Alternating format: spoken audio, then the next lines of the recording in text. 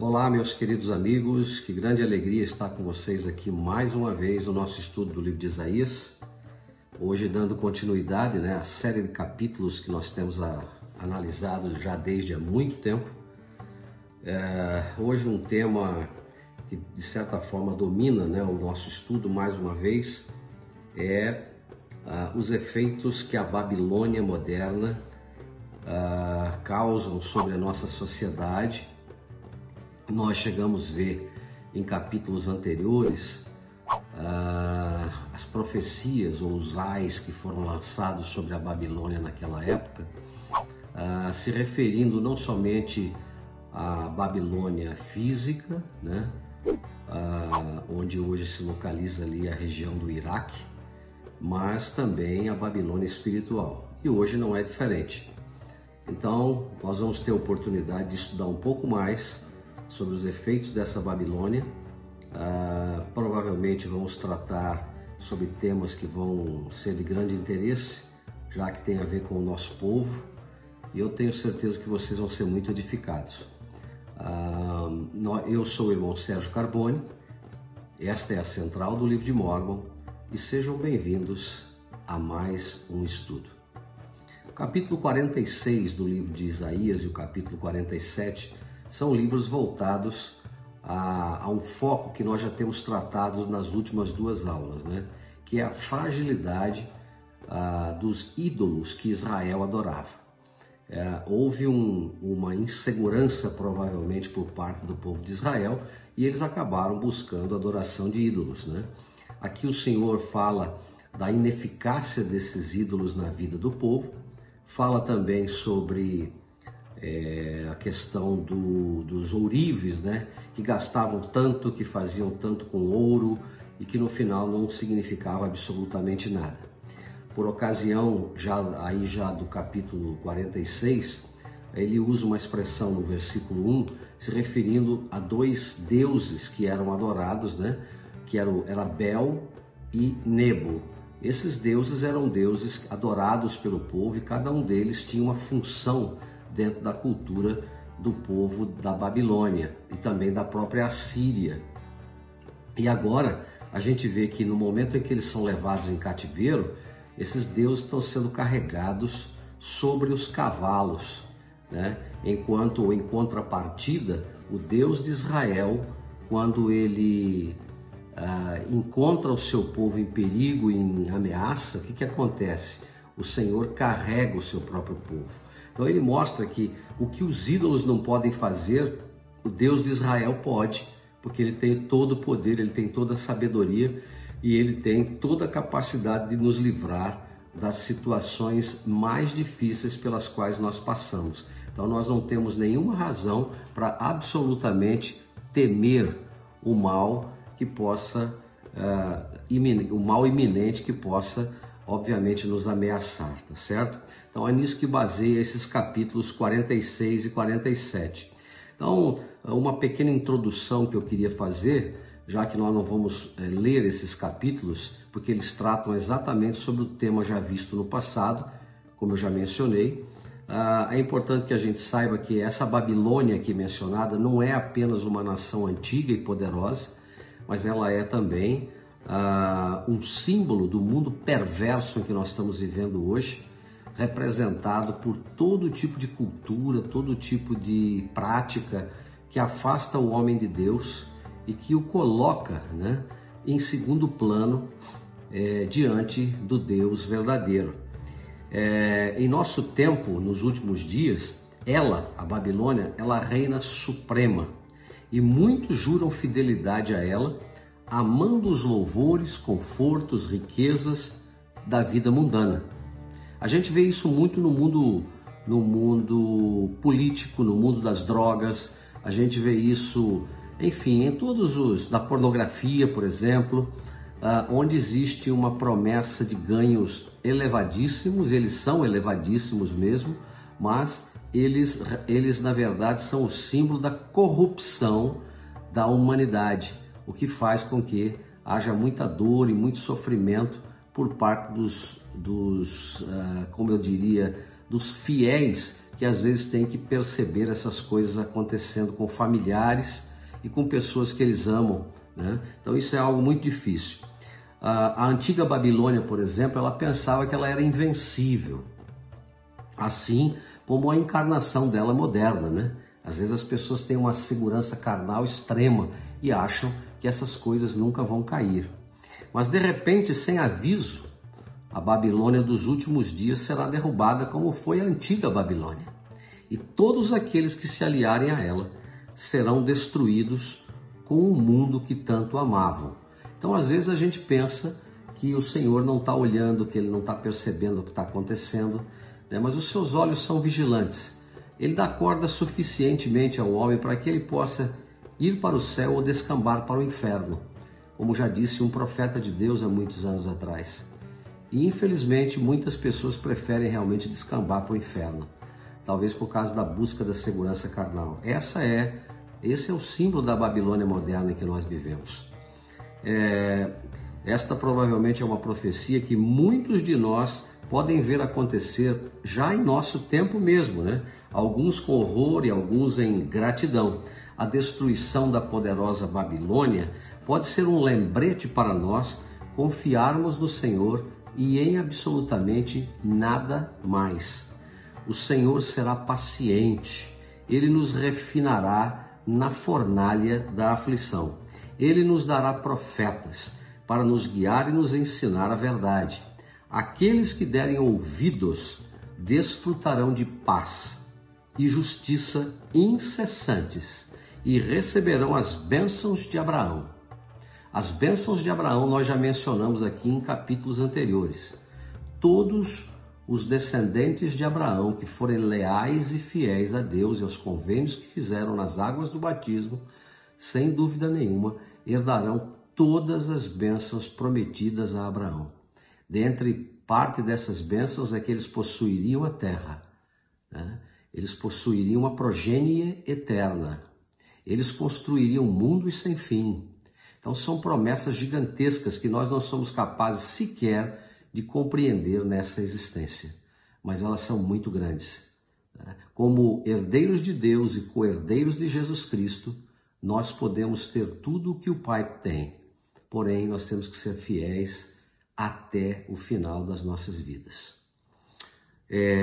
Então as profecias nesses capítulos que nós estamos estudando, elas se aplicam tanto à queda da Babilônia naquela época quanto nos dias atuais. E é bom que a gente vá prestando atenção no que acontece ao nosso redor, porque com certeza nós vamos ver como se cumprem as profecias. E elas estão se cumprindo numa velocidade muito grande. E eu acredito que nós ainda vamos testemunhar o cumprimento de muitas outras ao nosso redor. É só nós termos paciência, estudarmos as Escrituras, que o Senhor vai nos mostrar algo como, está vendo? Isso que você está lendo aí está se cumprindo, e assim por diante.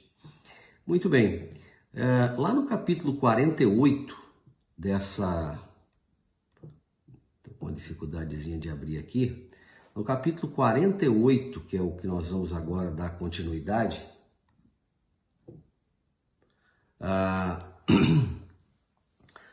o título, né, do cabeçalho desse nosso estudo revela o seguinte: o Senhor revela seus propósitos a Israel. Israel foi escolhida na fornalha da aflição e há de sair de Babilônia. Comparar com 1 Nef 20. Então, na verdade, lá em 1 Nef 20, é feita a menção a esse capítulo 48. Eu acredito que foi a primeira vez em que Nef, na verdade, faz menção, não ao livro de Isaías, porque ele já tinha feito no capítulo 29, quando diz que ele, para melhor, 19:23, né, 1 Nef 19:23, quando ele diz que para melhor persuadir o seu povo, né, ele leu o que foi escrito pelo profeta Isaías, porque ele aplicou todas as escrituras às circunstâncias dele naquele momento. E no capítulo 20, então, ele vai citar o profeta Isaías. E eu queria que a gente começasse a estudar esse capítulo juntos aqui, porque ele é muito especial e vai nos ensinar muitas coisas. É importante não tirarmos da nossa mente que ao estudarmos o livro de Isaías e outros livros dos profetas, nós somos a Israel moderna. Nós somos os descendentes de Abraão. Sobre nós repousa a responsabilidade de entender quem somos, qual é a nossa responsabilidade na construção do reino de Deus e de mantermos uma fidelíssima observância aos convênios que nós fizemos com o nosso Pai Celestial e seu Filho Jesus Cristo. Então, estudando aí o capítulo 48, que está falando especificamente aos membros da igreja, ele diz o seguinte no versículo 1. Ouvi isto, casa de Jacó, que sois chamados pelo nome de Israel, e saístes das águas de Judá. É importante que a gente saiba que ele está falando das águas do batismo, né?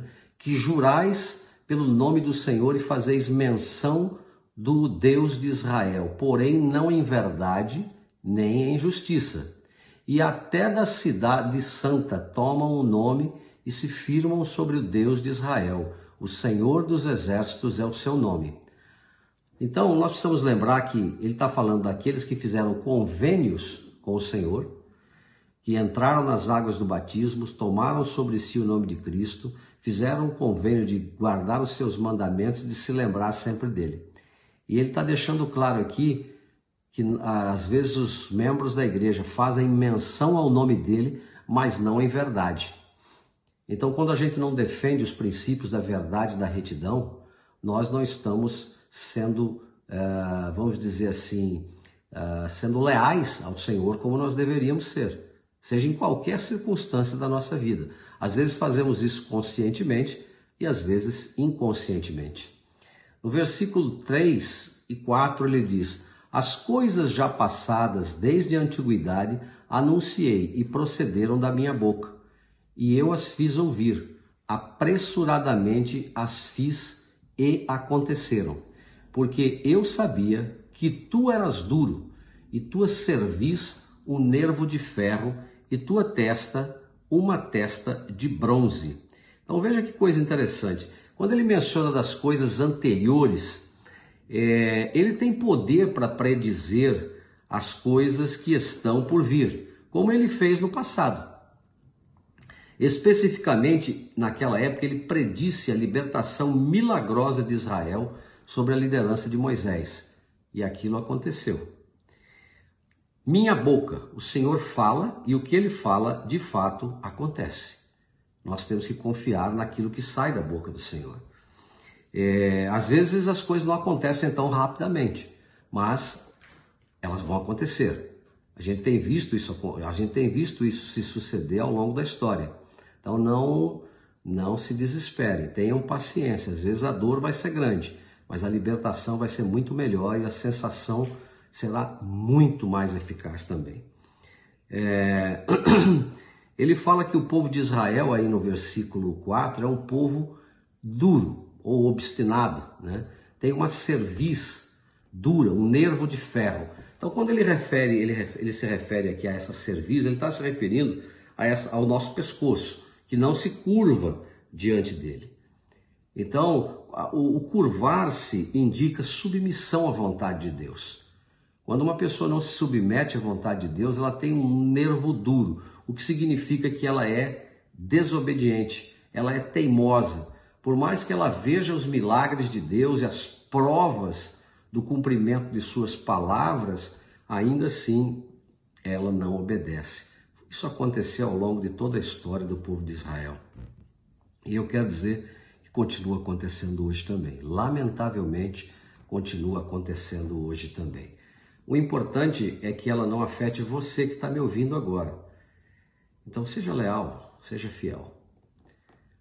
No versículo 5 e 6, ele disse: por isso tu anunciei desde a antiguidade, e tu fiz ouvir antes que acontecesse, para que porventura não dissesses: o meu ídolo fez estas coisas, ou a minha imagem de escultura, ou a minha imagem de fundição as ordenou. Já o ouviste, olha bem para tudo isto, porventura assim vós não o anunciareis? Desde agora te faço ouvir coisas novas e ocultas, e que nunca conheceste.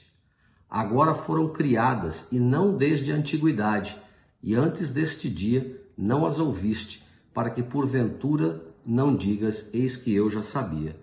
Então é muito interessante observar esses versículos aqui, porque ele fala lá começando pelo 5, né? Ele fala que desde o início o Senhor mostrou o seu conhecimento e poder, né? Sempre ele fez isso. Ele deseja que o amemos, que o reverenciemos, acima de tudo, para que possamos participar das bênçãos da sua expiação. Ele fala de coisas novas, né? Esse termo aqui, no versículo 6, ele representa a profecia sobre a libertação de Israel por meio de Ciro, né? Que a gente já viu lá no capítulo 42, versículo 9 capítulo 42, versículo 9 e 43, também no versículo 9. Ou qualquer coisa dada pelo Senhor, que é um Deus de revelação contínua. Ele fala das coisas escondidas também no 6. Tais coisas são conhecidas apenas por revelação. Coisas ocultas podem incluir os mistérios da piedade de Deus, da sua bondade, e que são revelados no templo. Algumas coisas são como tesouros que Deus só entrega aos fiéis, aqueles que o buscam de todo o coração. Há uma escritura que diz mais ou menos que os olhos não viram, os ouvidos não ouviram, as coisas que Deus reservou para aqueles que o amam e que guardam os seus mandamentos. Então, como diz a história, né? O Senhor, ele não tem preferidos, mas ele abençoa aqueles que ele ama, aqueles que o honram, que obedecem às suas leis. Então, sempre nós temos que olhar isso. Nós estamos honrando a Deus com o nome que carregamos sobre nós. No versículo 48, no capítulo 48, aí no versículo 8, por exemplo, ele diz assim: nem tu as ouviste, nem tu as conheceste, nem tampouco desde a antiguidade foi aberto o teu ouvido, porque eu sabia que agirias muito perfidamente e que foste chamado transgressor desde o ventre. Então, mesmo que o Senhor tenha demonstrado sua presciência e mesmo que ele esteja falando aos membros da sua igreja, eles não estão dispostos a obedecer e nem a ouvir a sua palavra. Então ele usa a expressão pérfido, porque é uma expressão que indica traição. Quando alguém quebra um convênio, ele está, de certa forma, traindo o Senhor. Então o Senhor já sabia disso, e por isso que muitas coisas maravilhosas ele não revelou, porque ele sabia que essas pessoas iriam traí-lo no futuro, né? No versículo 9, ele diz: por causa do meu nome retardarei a minha ira, e por causa do meu louvor me refrearei para contigo, para que não te venha a exterminar. Olha que expressão forte que ele usa aqui. Eis que já te purifiquei, porém não como a prata, escolhi-te na fornalha da aflição. Então, por amor do meu nome, né? Ele menciona aí: adiei a minha ira, retardarei a minha ira, é a outra expressão que ele utiliza, né? O nome de Deus, irmãos, ele representa quem ele é. Por causa de sua bondade e misericórdia, ele adiará a sua ira e não cortará imediatamente esses membros da igreja de sua herança do convênio de Abraão e sua comunhão com Deus. Ou seja, Deus dá tempo para a gente se arrepender. Então, às vezes o indivíduo está ali em pecado, mas ele participa da conferência geral, ele lê as escrituras, ele ouve uma mensagem inspiradora, não importa de onde ela venha, e que o chame, ou que chame a sua atenção e, de certa maneira, o convoque ao arrependimento. E ele muda, ou não. Então, as consequências virão de acordo com a escolha que ele fizer. Acreditemos nisso ou não. Aqui no versículo 10, ele usa a expressão que nós fomos purificados na fornalha da aflição.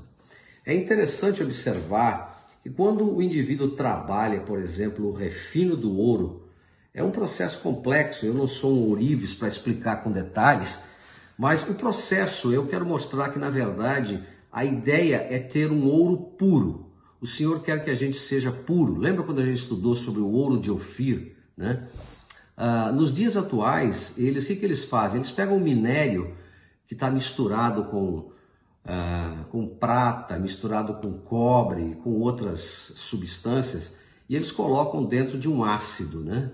Às vezes é o ácido clorídrico, outras vezes é um outro tipo de ácido, e a função, na verdade, ali é começar a separar as substâncias que são, vamos dizer assim, impuras, que são indesejáveis no processo de purificação do ouro. Aí então, o que eles vão fazendo? Eles vão repetindo essa operação, né, de separação, até que no final, então, eles têm o ouro. Esse ouro, então, é colocado dentro de uma fornalha a mais de 1330 graus, e ali nessa fornalha, o ouro, então, é derretido.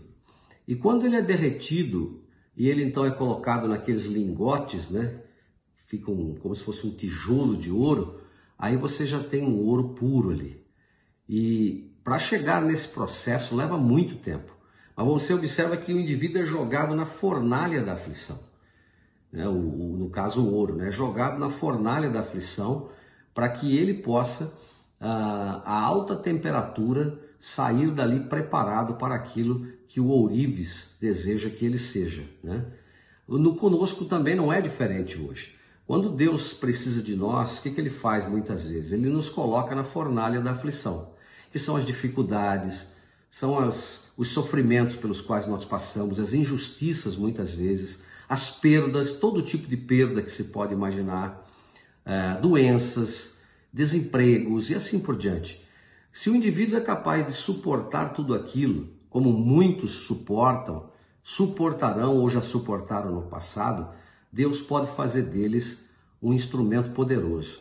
Eu gosto muito de contar a história de como, por exemplo, um metalúrgico, ele transforma um aço, que é considerado na metalurgia um aço doce, né? Um aço de fácil manejo, num aço muito resistente, de não tão fácil manejo, porque esse aço agora se transformará num aço temperado. Então o que ele faz? Ele pega esse aço, joga dentro de uma fornalha que vai lá a 800, 900 graus.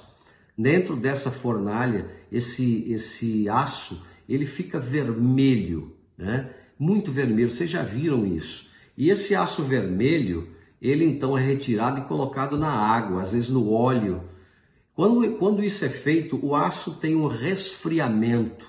Esse resfriamento faz com que as moléculas de carbono que compõem o aço, elas fiquem mais próximas umas das outras e fazem com que o aço, de agora um aço doce, ele se transforme num aço temperado. Por que o metalúrgico faz isso? O oficial faz isso? Porque a intenção dele é transformar aquele aço temperado numa ferramenta para os mais diversos propósitos dentro da metalurgia. O mesmo faz Deus conosco. Para que a gente possa suportar as dificuldades da vida, ele precisa que nós sejamos provados, preparados, para que nós possamos liderar. É assim que ele prepara os líderes.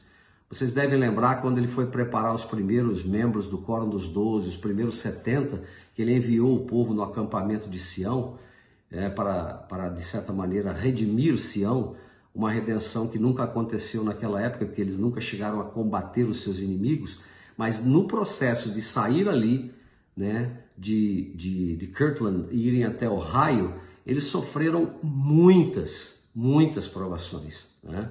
Muitas dificuldades. Eles passaram por testes de fidelidade, por testes de paciência, e aqueles que suportaram os testes de paciência, de fidelidade e de lealdade ao profeta e a Deus, esses foram chamados para ser os primeiros líderes da igreja. O mesmo o Senhor faz hoje conosco, ele não mudou não, ele continua fazendo exatamente a mesma coisa. Por isso que é importante que cada um de nós que está hoje aqui na igreja, que está ouvindo essa mensagem, esteja você onde estiver, que nós sejamos leais, não somente nas horas em que as coisas são boas para nós na vida, mas nas horas difíceis também. Que o Senhor possa abençoar cada um de nós a ter essa visão, tá bom? Ok. Um pouco mais abaixo, aí no versículo, ainda nesse capítulo mesmo, desculpe, irmãos, eu estou saindo de uma gripe muito forte. Espero que minha voz não esteja comprometendo aí a qualidade também do nosso áudio, tá bom? Ainda nesse capítulo 10, né, quando ele menciona essa questão da fornalha da aflição, o elder Bruce R. McConkie fez uma declaração, né? Ele diz o seguinte: o elder Bruce R. McConkie perguntou, chamado para quê? Escolhido para quê? Depois que você passar pela fornalha da aflição. E então ele responde, chamado para a igreja, mas escolhido para ser selado para a vida eterna e ter o seu chamado e eleição confirmados, que é a garantia da sua exaltação. É isso que significa confirmar o seu chamado e eleição. Embora Israel, especificamente os membros da igreja, tenha sido rebelde, o Senhor prometeu que não a rejeitaria. Se ela for fiel ao seu chamado, o Senhor a escolherá para receber todas as bênçãos prometidas. O versículo 11 disse, por causa de mim o farei. Porque como seria profanado o meu nome, e a minha honra não a darei a outrem. Nós poluímos o nome de Deus quando o usamos para fazer uma aliança ou um convênio com Ele e não guardamos, e não obedecemos. Então nós simplesmente, ao não obedecer e participar indignamente das ordenanças, nós estamos profanando o nome dele. Em um outro vídeo que fiz a vocês algum tempo atrás, expliquei que ao quebrar os convênios e desonrar o nome de Cristo que nós tomamos sobre nós pela desobediência aos mandamentos, nós estamos tomando o nome dele em vão também. Só lembrando esse detalhe. O versículo 12, ele disse, dá-me ouvidos, ó Jacó, e tu, ó Israel, a quem chamei, eu sou o mesmo, eu sou o primeiro, eu sou também o último. Também a minha mão fundou a terra, e a minha destra mediu os céus a palmos. Eu os chamarei e aparecerão juntos. No 14 ele diz, juntai-vos todos vós, e ouvi. Quem há dentre eles que anunciasse essas coisas? O Senhor o amou, e ele executará a sua vontade contra a Babilônia, e seu braço será contra os caldeus. Então aqui ele mostra a sua majestade, né, no processo de criação. Ele mostra o seu poder e a capacidade que ele tem de medir a terra, de compreendê-la, de observá-la, de tê-la nas suas mãos e no seu controle, né? Mostra claramente que a sua honra ele jamais cederá a outro. Ele estava se referindo, obviamente, a homens mortais ou a deuses falsos que as pessoas adoram até os dias de hoje ainda. Então, são versículos muito significativos para um povo que crê que adora o verdadeiro Deus. E mais uma vez, no versículo 14, ele menciona a Babilônia, deixando muito claro que a vontade dele será executada contra a Babilônia. E de fato foi, tanto na física, está sendo hoje e ainda continuará a ser até a sua segunda vinda. O versículo 16 e 17 ele diz, chegai-vos a mim, ouvi isto, não falei em oculto desde o princípio, mas desde o tempo em que aquilo se fez, eu estava ali, e agora o Senhor Deus me enviou o seu Espírito. Assim diz o Senhor, o teu Redentor, o Santo de Israel: eu sou o Senhor, o teu Deus, que te ensina o que é útil e te guia pelo caminho em que deves andar. Então o Senhor nunca falou para nós de forma dissimulada, enganosa, oculta. Na verdade, ele sempre enviou os seus profetas para revelar a sua vontade a nós, como ele tem feito até os dias de hoje. Aqui no versículo 17, ele reforça a ideia de que ele é o nosso Redentor. Ele está lá disposto a assumir nossas dívidas, desde que nós nos arrependamos, de que façamos um convênio com ele de lealdade, de fidelidade até o fim. Ele é o que nos ensina o que é útil, porque na verdade é exatamente isso que ele faz. Às vezes as pessoas não dão tanta atenção à sua palavra como dão a outras coisas. Faça uma pergunta na sua vida hoje: quanto tempo do seu dia a dia, da sua semana, do seu mês, você dedica de fato a aprender o Evangelho? Eu não estou falando em ir à igreja no domingo ou algumas atividades, eu estou falando do seu estudo pessoal, aquela consagração individual que você faz, aquele tempo especial que você dedica para compreender um pouco mais a palavra de Deus. E aí você vai ter uma resposta do quão comprometido você está com essa obra. Muito bem. Versículo 18, ele diz: ah, se tivesses dado ouvidos aos meus mandamentos, então seria a tua paz como o rio e a tua justiça como as ondas do mar.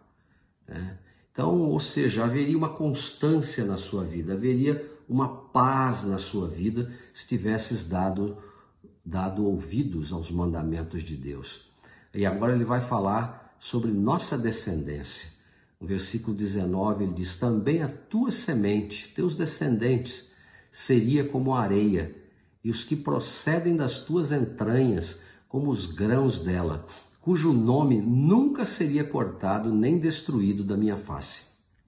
Então, a gente vê que até promessas que afetam a nossa geração futura são feitas aqui. Ele promete que vai abençoar nossos filhos, nossos netos, nossos bisnetos. Ele está falando de uma geração muito grande. Eu fico impressionado com isso. Isso me chama muito a atenção porque eu amo meus filhos, eu amo meus netos. Eu quero viver com eles por toda a eternidade. E eu quero ter muitos ainda descendentes meus. Eu oro que vocês também possam ter esse desejo no seu coração. Porque é nisso que consiste o plano de salvação. Nessa proliferação de vidas eternas. Não se esqueçam que Deus, embora ele não progride como nós progredimos, em conhecimento, porque ele é todo poderoso, ele é onisciente, ele cresce e ele progride em relação aos mundos que ele criou e às almas que ele colocou ali e exaltou. Nós seremos do mesmo jeito se nós formos fiéis. Vamos ter que aprender como se faz isso. Mas é exatamente isso que vai acontecer conosco. Por isso que a gente se esforça tanto para poder viver as leis e os mandamentos dele. O versículo 20, ele diz, sair de Babilônia. Ele está usando isso da forma imperativa. Fugir de entre os caldeus. Saiam aí dentre os iníquos. Saiam dentre os pseudo-intelectuais. Saiam diante daqueles que afastam os homens de Deus mergulhados nas filosofias dos homens. E ele diz, e anunciai com voz de júbilo, de alegria, de regozijo, fazei ouvir isso e levai-o até o fim da terra. Dizei, o Senhor remiu seu servo Jacó. Então, os nossos missionários hoje fazem isso. Quando nós pregamos o evangelho a alguém, nós estamos fazendo isso, dizendo Deus vive, Deus redime, Ele é capaz de nos libertar das dificuldades, Ele é capaz de nos ensinar, de nos proteger, de cuidar de nós, de nos inspirar. Então, que coisa maravilhosa, né? É o nosso Deus. E finalmente, nos versículos 21 e 22, ele diz, e não tinham sede, quando os levava pelos desertos. Fez-lhes correr a água da rocha, fendendo ele as rochas as águas manavam delas. Ele obviamente se refere àquele período, pelo menos que nós temos registro, né? Quando Moisés conduziu o povo de Israel. Quando as rochas foram fendidas, a água saiu. E isso deve ter acontecido em outras ocasiões. Então, você vê que Deus cuidou do seu povo. Porém, ele disse, os ímpios não têm paz, disse o Senhor. Então, esse versículo 22, para algumas pessoas que talvez não entendem, né? Ele quis dizer o seguinte, apesar das grandes coisas que Deus fez, dos grandes milagres que ele fez para a libertação do seu povo, alguns em Israel ainda continuam na maldade. Milagres não trazem paz de alma para aqueles que continuam no pecado. Repito, milagres não trazem paz de alma àqueles que continuam no pecado. Então é disso que resume o capítulo 48, tá certo? Eu gostaria agora de dar um tempo para que a gente possa ouvir um hino inspirador que vai tocar o nosso coração, onde fala exatamente sobre o tema que nós estamos debatendo hoje, né? Que o Senhor espera que a gente dê um adeus à Babilônia, que nós digamos a ela que estamos partindo e indo de encontro ao nosso Deus. Vamos ouvi-la e aí nós vamos encerrar com o capítulo 49.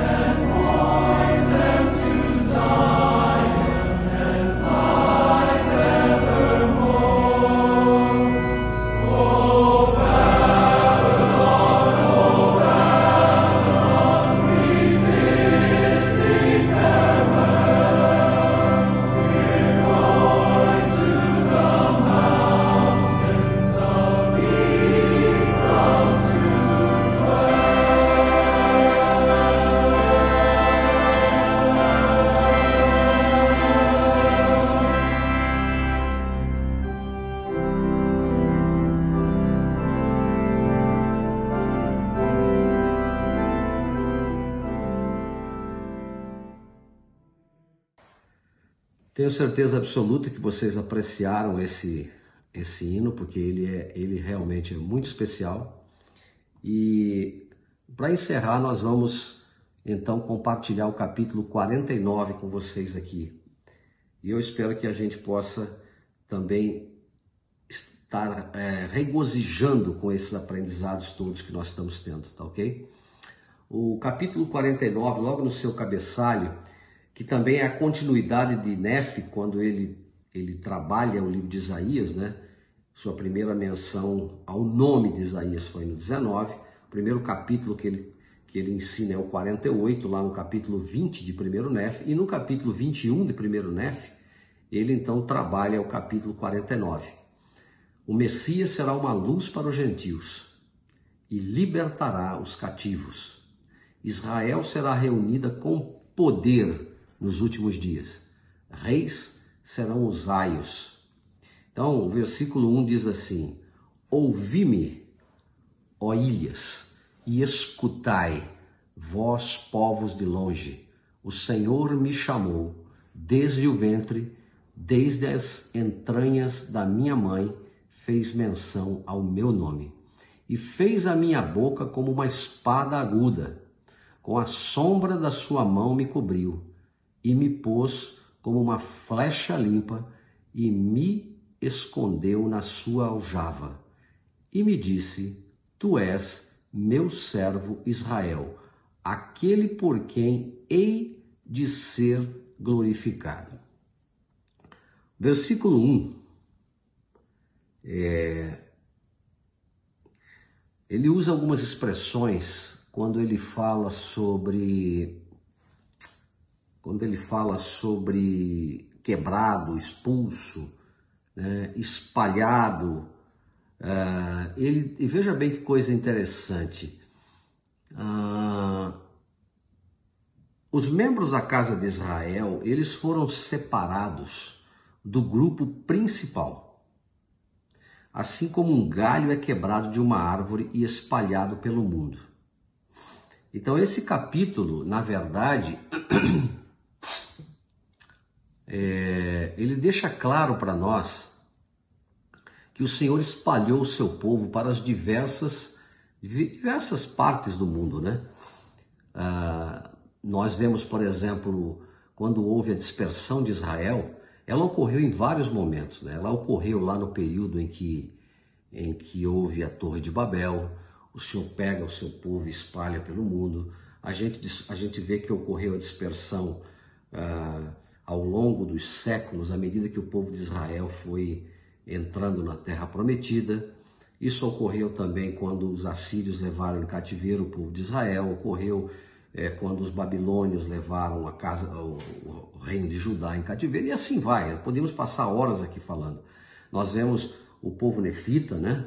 Quando Leí veio aqui para as Américas, que foi justamente nesse período em que a Babilônia invade Judá. Os próprios Mulequitas, né? Muleque, daí o nome Mulequitas, era um dos filhos do rei Zedequias, que conseguiu escapar da morte, né? Quando Zedequias foi preso pelos babilônios, os babilônios o cegaram e mataram cada um dos filhos dele na frente dele. Mas um deles, Muleque, nós viemos a saber por revelação, pelo livro de Mórmon, que ele escapou e veio aqui para as Américas, né? Então isso e trouxe pessoas com ele. Então isso também é um conhecimento. Então o Senhor foi espalhando o seu povo por todas as partes da terra, né? O versículo 2, por exemplo, ele diz assim: e fez a minha boca como uma espada afiada, ou uma espada aguda, como ele menciona aqui. Esse termo refere-se ao poder da mensagem trazida pelo servo de Deus. É uma expressão comum nas revelações de Deus. Nefe falou que a verdade, por exemplo, ela corta as pessoas até o âmago, né? Ela corta-nos até o âmago, porque a palavra de Deus ela é viva e eficaz, ela é afiada como uma espada que tem corte dos dois lados, né? Gumes, né? E isso, ela mostrando o quê? Que ela é muito eficaz, ela é muito poderosa, ela funciona mesmo. Então nós temos que confiar nisso plenamente. Versículo 3, e 4, nós já lemos, né? Mas eu vou ler de novo aqui o versículo 4. Porém eu disse, em vão tenho trabalhado, inútil e vãmente gastei as minhas forças. Nós não tínhamos lido não. Todavia, o meu direito está perante o Senhor e o meu galardão perante o meu Deus. Esse versículo 4, quando ele menciona a expressão de ter trabalhado em vão, né? Ou vãmente, como colocou aí, e gastou as suas forças, o servo lamenta que o povo não o ouça, mas reconhece que Deus é seu juiz. E, em última análise, é a ele que o servo deve procurar agradar. Esse é o nosso caminho. Por exemplo, quando a gente estuda Elamã capítulo 10, a gente vai ver que Nefe, filho de Elamã, voltava de uma pregação e a Escritura diz que ele estava extremamente desanimado. Parece que o servo sempre tem esse desafio. Eles pregam, mas as pessoas não ouvem a sua voz. A nação como um todo não ouve a sua voz. E em um determinado momento, tomado por aquele sentimento, talvez até de fracasso temporário, né? E o Senhor disse para ele, Nefe, eu tenho observado você, né? Como você foi infatigável em pregar a minha palavra a este povo. Pois não cuidaste da tua vida, mas procuraste fazer o que te ordenei. E aí Deus então coloca sobre Nefe o poder de selar a terra e o céu. Tudo que ele fala vai acontecer e de fato aconteceu. Então o Senhor permite por um tempo que a iniquidade às vezes aconteça, mas para que aquela iniquidade seja o testemunho contra eles mesmos na hora da aflição, na hora do julgamento, da dificuldade. Por isso que a gente não precisa se desesperar quando parecer que as coisas estão perdidas para nós. Não estão. Isso eu testifico para vocês. Versículo 5. E agora diz o Senhor que me formou desde o ventre para ser seu servo, que lhe tornasse a trazer Jacó a ele. Porém Israel não se deixou juntar. Contudo, aos olhos do Senhor serei glorificado, e o meu Deus será a minha força. E disse mais, pouco és que sejas o meu servo, para restaurares as tribos de Jacó, e tornares a trazer os preservados de Israel. Também te dei para a luz dos gentios, para seres a minha salvação até a extremidade da terra. Então, esse versículo 5 e 6... o Senhor, na verdade, ele já nos conhecia. Ele nos conhecia desde a pré-existência, ele conhecia Jeremias. Antes que te formasse no ventre materno, eu te conheci. E antes que te saísses da madre, eu te constituí profeta das nações. Então, o Senhor já nos conhecia, ele sabe exatamente quem somos nós. Na verdade, muitos de nós viemos a essa terra com várias missões para cumprir. E trouxemos para cá talentos, habilidades que outrora nós desenvolvemos lá na pré-existência. Então o Senhor nos conhece, fomos tão leais a Ele lá que Ele decidiu colocar-nos como governantes e como líderes aqui nesta terra para governar o seu reino. E o Senhor vai honrar-nos se nós cumprirmos a nossa missão com lealdade. Pouco é que sejas o meu servo. Essa expressão, ela significa uma pequena questão, uma coisa simples, né? Na Bíblia Nova Versão Internacional, ela esclarece o significado deste versículo. Ele diz o seguinte, é muito pouco, como ele fala, né? Que sejas o meu servo, para restaurar as tribos de Jacó e trazer de volta aqueles de Israel que guardei. Eu também farei de você uma luz para os gentios, para que você leve a minha salvação até os confins da terra. Em outras palavras, o Senhor tem uma obra muito maior para o servo do que simplesmente abençoar Israel. O servo está destinado a abençoar a terra toda. Então, esse servo, sem dúvida nenhuma, é qualquer pessoa que no processo de ajudar a restaurar, a coligar Israel, esteja agindo. Também se refere ao próprio Salvador Jesus Cristo, né, cujo propósito é trazer em um ou em uma, né, toda a população da terra em decorrência da sua expiação. Como ele tornou-se um com o Pai, é esperado que nós nos tornemos um com ele. Isso ocorre quando as pessoas são coligadas, ensinadas, batizadas e se tornam membros da casa de Israel, abraçando os convênios estabelecidos por Deus. Enfim, isto é o cumprimento de uma profecia que nós estamos ajudando a cumprir. Versículo 8 a 12. Assim diz o Senhor: no tempo favorável te ouvi, e no dia da salvação te ajudei. E te guardarei e te darei por convênio do povo para restaurares a terra, para fazer possuir as herdades assoladas. Então essa frase aí mencionada, né, nesse versículo 8, fala do período e do tempo específico em que o Senhor escolhe fazer a obra dele. Pelo menos um cumprimento desta expressão veio na dispensação do meridiano dos tempos, quando Paulo escreveu: eis que agora é o tempo aceito, eis que agora é o dia da salvação. 2 Coríntios 6:2.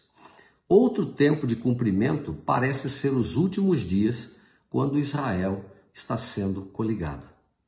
E eu não tenho dúvida que isso é o cumprimento da profecia. No versículo 9, ele diz: para dizeres aos presos, saí, e aos que estão em trevas, aparecei. Pastarão nos caminhos, e em todos os lugares altos haverá o seu pasto. Versículo 9, quando fala desses prisioneiros, né, na escuridão e etc., esse termo pode se referir àqueles que estão na prisão espiritual ou em cativeiro espiritual. No primeiro caso, aqueles que já morreram estão naquela divisão do mundo espiritual que é as prisões espirituais, né? E a chamada também, o chamado também cativeiro espiritual se refere a qualquer pessoa que por estar, vamos dizer, envolvida pelos ensinamentos dos homens ou por falsos ensinamentos, né, essa pessoa está em trevas espirituais. Então, isso é uma promessa muito bacana também. No versículo 10, ele disse: nunca terão fome nem sede, nem o calor, nem o sol os afligirá, porque o que se compadece deles os guiará e os levará mansamente aos mananciais de águas. Nem fome, nem sede, tal. Esta passagem se refere às bênçãos do Senhor para aqueles que estão retornando do exílio, bem como para aqueles que retornam da escravidão espiritual. Seja em cativeiro físico ou espiritual, eles sofrem fome e sofrem sede, e o calor e o sol os ameaçam. Em sua libertação, o Senhor os protege e os nutre. Em todas as circunstâncias, é somente por meio de Cristo que nossa fome espiritual pode ser satisfeita. Eu penso que todos nós, de certa maneira, que somos conversos à igreja, nós experimentamos essa cura feita pelo nosso Salvador Jesus Cristo quando a gente abraça o seu Evangelho, né? O versículo 11, ele diz: e tornarei todos os meus montes em caminhos, e as minhas veredas serão levantadas. O Senhor abrirá um caminho para o retorno dos exilados do cativeiro, bem como para o retorno dos cativos do pecado. Vocês observem que ele está falando aqui do cativeiro babilônico e ao mesmo tempo ele está falando do cativeiro do pecado, deixando claro que a libertação causada pelo Senhor, usando ele o método que ele achar mais conveniente, vai fazer com que os caminhos se abram e nós possamos chegar aos mananciais de águas que ele tem reservado para nós. Um outro significativo,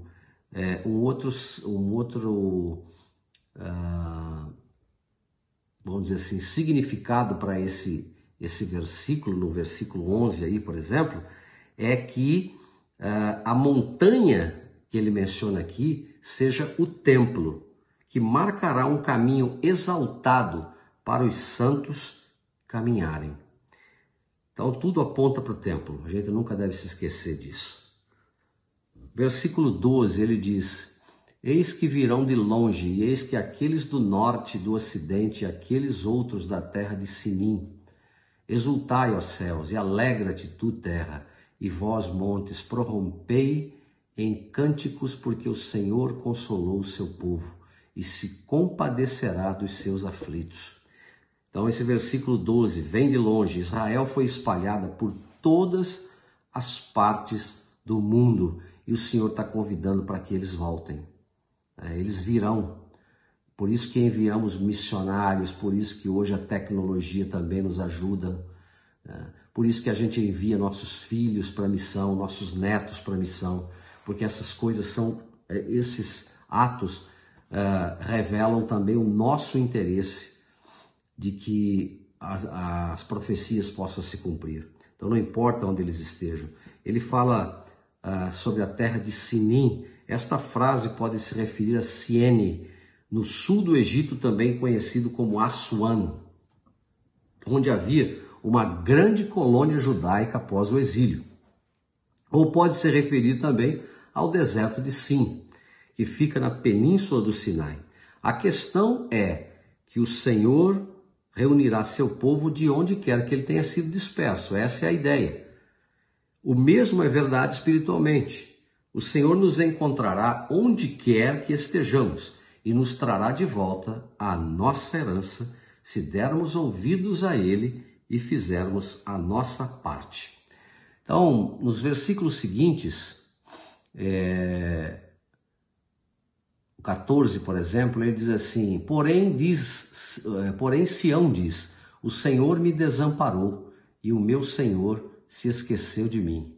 Aí ele vai justificar, ele diz: porventura pode uma mulher esquecer-se de seu filho que cria, que não se compadeça dele?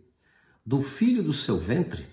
Ainda que esta se esquecesse dele, contudo eu não me esquecerei de ti. Eis que em ambas as palmas da minha mão, das minhas mãos, te tenho gravado. Os teus muros estão continuamente perante mim. Eu aprecio demais esses versículos por diversas razões. Quem já teve a necessidade de ver o Senhor, lembrar-se dele, sabe exatamente como ele pode cuidar de nós. E eu testifico que ele cuida.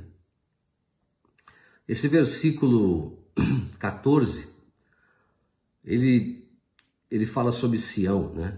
Essa Sião pode se referir-se ao povo do Senhor ou até mesmo a uma localização geográfica. Neste contexto, ele parece referir-se ao Israel que está disperso na face da terra. Sião, nesse sentido aí. Um Sião que inclusive parece que se esqueceu ou sentiu, né, que Deus o havia esquecido. Tantos milênios se passaram, desde que o Senhor fez suas promessas, que o povo da aliança sente que o Senhor lhes deu as costas. Quando nós, como indivíduos, temos esses sentimentos, podemos reivindicar essas mesmas garantias. E aí então o Salvador vem mostrando claramente que a mulher talvez possa se esquecer do seu filho. Observe que ele usa é difícil imaginar uma mãe esquecer o seu filho. Mas ele disse, ela pode esquecer, mas eu não. Parece improvável que uma mãe amorosa jamais esqueça seu bebê que saiu do seu próprio ventre. É isso que ele está deixando claro aqui. Infelizmente, mesmo um amor tão poderoso como esse pode ser transitório. Mas o amor do Senhor é sempre constante. Ele nunca nos falhará. embora algumas vezes para algumas pessoas isso possa parecer. Na hora das aflições, na hora das maiores dificuldades que uma pessoa passa, na hora das maiores dores, talvez algum de nós possa se perguntar como outros já perguntaram: ó Deus, onde estás? E a gente talvez pensa que o Senhor não está cuidando da gente. Esta frase, quando ele fala de ter, no versículo 6, estarmos gravados na palma das mãos deles, né? Das mãos dele, ela refere-se à crucificação de Cristo, na qual os pregos perfuraram suas mãos e deixaram suas cicatrizes que permaneceram após a sua ressurreição. Essas marcas de pregos são um sinal para Israel e para o mundo de que Cristo realmente cumpriu sua missão como Salvador e Redentor de toda a humanidade. Marcas na palma da mão também são um lembrete constante para o Senhor, o Salvador, que carrega essas marcas e está atento a nós. Então, ele nos carrega na palma da sua mão. Eu sei disso porque tenho um testemunho disso. Espero que vocês tenham também. E se não têm, devem buscá-lo de todo o coração. Versículo 17 e 18. Os teus filhos apressuradamente virão, porém os teus destruidores e os teus assoladores sairão para fora de ti. Levanta os teus olhos ao redor e olha, todos estes que se juntam vêm a ti. Vivo eu, diz o Senhor, que de todos estes te vestirás como de um ornamento, e te cingirás deles como noiva, porque nos teus desertos e nos teus lugares solitários e na tua terra destruída, agora te verás apertada de moradores, e os que te devoravam se apartarão para longe de ti. E ainda, até os filhos que te foram tirados dirão aos teus ouvidos: muito estreito para mim é este lugar. Dá-me espaço para que possa habitar nele. Maravilhosos esses versículos aqui. Os filhos mencionados aqui são os descendentes de Israel, né? Do antigo Israel. Os destruidores são as nações que atacaram e capturaram o antigo Israel. Nos dias em que Israel será restaurada, as suas antigas bênçãos, os descendentes do antigo Israel rapidamente se voltarão contra seus antigos inimigos. Esta passagem também pode se referir ao sucesso que os fiéis de Israel terão contra aqueles que os destruíram espiritualmente, incluindo Satanás e seus seguidores. Aqui no versículo 18, ele menciona roupas, ornamentos. Ele diz: à medida em que as almas adicionais são reunidas em Sião, elas aumentarão a glória daqueles que já estão lá. Como roupas finas ou joias caras são para uma noiva, assim serão as almas daqueles reunidos para a igreja. Então, ele está mostrando que esse movimento de restauração, esse movimento de coligação, será algo gigantesco. Gigantesco.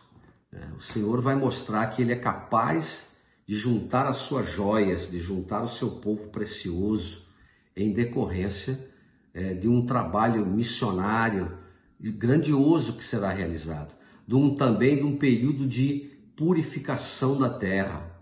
Então, essas coisas vão acontecendo estão acontecendo e vão se intensificar à medida em que o tempo passa. E, finalmente, aqui no versículo, ele menciona no versículo 19, porque nos teus desertos e nos teus lugares solitários e na tua terra destruída, agora te verás apertada de moradores, e os que te devoravam se apartarão para longe de ti. E ainda até os filhos que te foram tirados dirão aos teus ouvidos: muito estreito é para mim este lugar, dá-me espaço para que possa habitar nele. Estou relendo esses 2 versículos. E dirás no teu coração: quem me gerou estes? Pois eu estava desfilhada e solitária, entrava em cativeiro, e me retirara. Quem, pois, me criou estes? Eis que eu fui deixada sozinha. E onde estes estavam? É impressionante isso aqui. A terra prometida de Israel, ela foi devastada e esvaziada. Mas quando a coligação ocorrer, a terra disponível será pequena demais para o grande afluxo de pessoas ou daqueles que estão sendo coligados vierem para essas terras. Os lugares devastados de Sião mencionados aqui, eles simbolizam a perda de Israel, tanto espiritual quanto física, que será também restaurada. A restauração dos lugares desolados traz assim alegria e conforto. Ele fala dos inimigos, né? Ele diz, os inimigos de Israel, ou os nossos inimigos espirituais, estarão longe de nós. Ou seja, haverá regozijo por estarmos longe de quaisquer ameaças. Será um momento de liberdade e de paz para o povo de Deus. Enfim, versículo 21 menciona quem me gerou estes, né? De onde vieram, né? Eu estava desfilhada e tal. Esta frase pode referir-se ao cativeiro de Israel ou à apostasia. Possíveis interpretações incluem Jerusalém sendo desolada e Israel levada em cativeiro. Jerusalém está perdendo o seu templo e se tornando cativa à morte espiritual. O mundo está se tornando vítima da desolação e do cativeiro espiritual. Bem, eu queria encerrar com vocês hoje e parar por aqui, tá certo? Na verdade, esse capítulo foi devotado a ensinar-nos a grande obra que está sendo realizada e que será realizada ainda no futuro da coligação de Israel, para mostrar que Deus não será escarnecido, para mostrar, acima de tudo, que Ele está observando o que ocorre no mundo e está esperando que haja um amadurecimento definitivo de toda a iniquidade da terra, onde os justos serão separados dos iníquos, ou seja, onde o trigo será separado do joio. Que nós possamos continuar a ajudar nesta obra maravilhosa, que possamos ter a capacidade de reconhecer a mão de Deus em todas as coisas e perceber que outros poderão ajudar o povo de Deus, como ele fala no versículo 23, e os reis serão os teus aios e as suas princesas as tuas amas, diante de ti se inclinarão com o rosto em terra e lamberão o pó dos teus pés, e saberás que eu sou o Senhor, que os que esperam de mim ou em mim não serão envergonhados. Isso está no versículo 23. Irmãos, quem espera no Senhor não será envergonhado. Aqueles que outrora podem ter zombado do povo de Deus, nos dias de hoje, pessoas servirão de guias para conduzir o povo de Israel ao seu objetivo. Abrirão portas para nós. Vamos ver isso acontecer. Já temos visto isso acontecer, mas ainda veremos muito mais. Espero que você possa ter apreciado o nosso vídeo de hoje. Se você ainda não é inscrito no nosso canal, por favor, se inscreva no nosso canal. Se você gostou do vídeo, dê o seu like, faça seus comentários. São sempre bem-vindos os comentários de vocês. Que o Senhor possa abençoá-los e fortalecê-los e que nós possamos confiar plenamente nas promessas do nosso Salvador, nas promessas do Santo Espírito, nas promessas das Sagradas Escrituras, para recebermos as bênçãos esperadas. Um grande abraço a vocês e até a próxima semana.